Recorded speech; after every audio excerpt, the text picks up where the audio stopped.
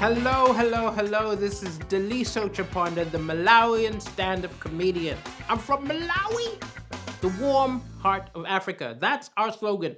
Anytime something black and negative happens in the news, all of the UK radio and TV stations, I live in the UK, they panic because they don't want to seem racist. So they all called me.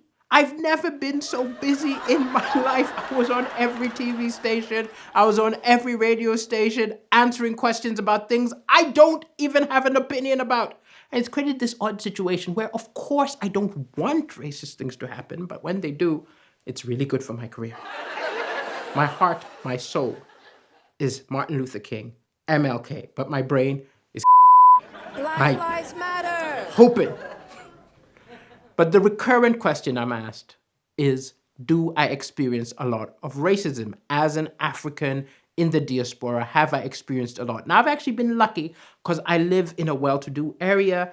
I've not experienced any overt racism. But what I do come across a lot is ignorance, which can even be well-meaning. I had a posh white lady approach me in Cambridge, excited. She was like, "Oh, you're that comedian. I'm such a big fan. My family, we all love you. It's so inspiring, the way you came from nothing." And I was like, what is this woman on about? And the more she spoke, I realized what had happened, right? She grabbed hold of the fact that I am from Africa. And she just started telling herself stories, imagining I had some poverty-stricken upbringing. Yes, Malawi is one of the poorest countries in the world, but I wasn't. We had a Volvo. I had to let her know that I grew up privileged, and I felt so bad because she'd been so excited. She thought that she was talking to the Fresh Prince of Bel-Air. I had to let her know I'm more Carlton.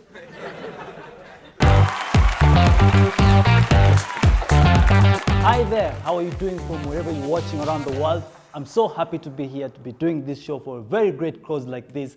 And this is one of the most amazing shows that I've ever done. I've been doing comedy for about 4 years. And if I tell you that this is the best, please believe me. Because one of my worst shows, I performed for two people. Two people like this.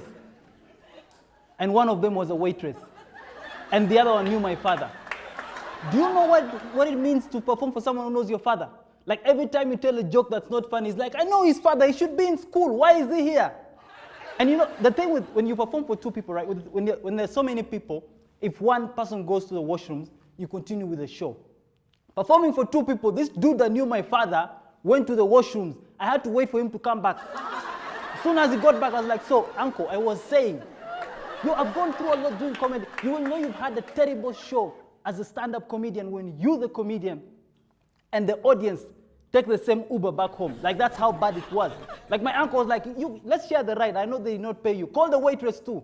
It's hectic. When you're born in a camp, you don't know any other place. And that's where you get your happiness. I got my happiness from there. But I need to make something clear. We don't accept everything in the camps. Like, usually when I ask my friends to donate stuff, they come with stuff that needs to go, like shirts with no collars and all that. I'm like, bro, chill. Like, we need collars in the camps. Like, there's no memo that we don't need collars in the camps, right? But again, I also have other people that are really generous that bring stuff that are so new. It's like they just came from the shop. Someone comes with new Nike shoes, new shirts, dope shoes. Now I'm caught in between. Who really needs these shoes? Is it the refugees or me? Refugees need rice, not Nike shoes. And that's how I ended up with these dope all-stars here. Anyway, thank you so much. My name is AK Dans. Thank you for tuning in. Please donate and support this great cause. It's been a blessing being with you guys here. Be safe. Thank you so much.